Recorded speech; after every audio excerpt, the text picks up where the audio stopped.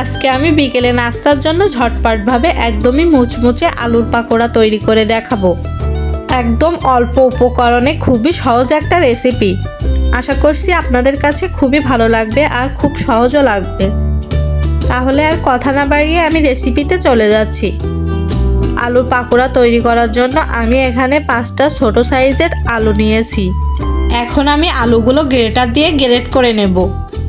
আপনারা চাইলে গ্রেটার ছাড়াও আলুগুলো কুচি করে নিতে পারেন। এখন আমার আলুগুলো গ্রেট করা শেষ। এখন এগুলোকে আমি একটা বলে নিয়েছি। এখন আলুগুলোকে ভালোভাবে পরিষ্কার করে ধুয়ে নিতে হবে। 2 থেকে 3 বার পানি পরিবর্তন করে ভালোভাবে আলুগুলো ধুয়ে নেব।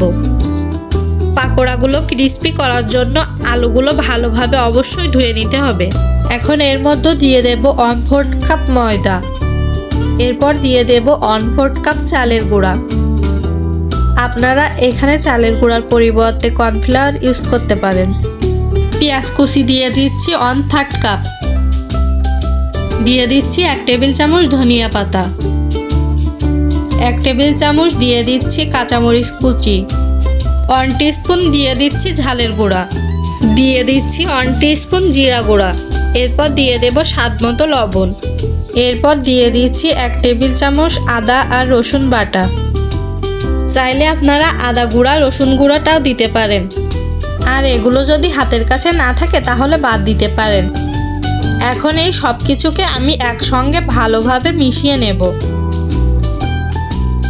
কিছুক্ষণ ভালোভাবে মাখিয়ে নেওয়ার পর দেখতেই পাবেন আলুটা একদম সফট হয়ে গেছে। এখন হাত দিয়ে পাকোড়াগুলো ছোট আর পাতলা করে বানিয়ে নেব।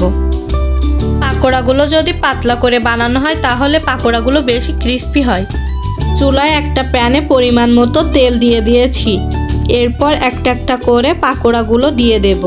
সবগুলো পাকোড়া একবারে ভাজা যাবে না, এজন্য 2 বার করে ভেজে নেব।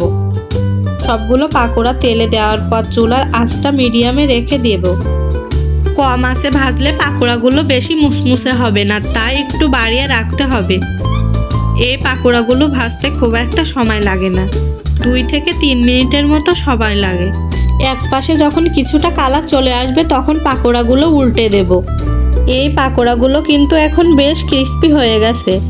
আমি আর বেশি ভাজবো না, আমি এখনই তেল ঝরিয়ে উঠিয়ে নেব। আপনারা চাইলে কিন্তু এই পাকোড়াগুলোকে আরও একটু ডার্ক করে ভাজতে পারেন, তবে আমার কাছে এরকমই ভালো লাগে তাই আমি তুলে নিলাম। বাকি পাকোড়াগুলো আমি ভেজে নেব। সবগুলো পাকোড়া ভেজে নেওয়া শেষ। দেখেই নিশ্চয়ই বুঝতে পারছেন যে পাকোড়াগুলো কতটা ক্রিস্পি হয়েছে।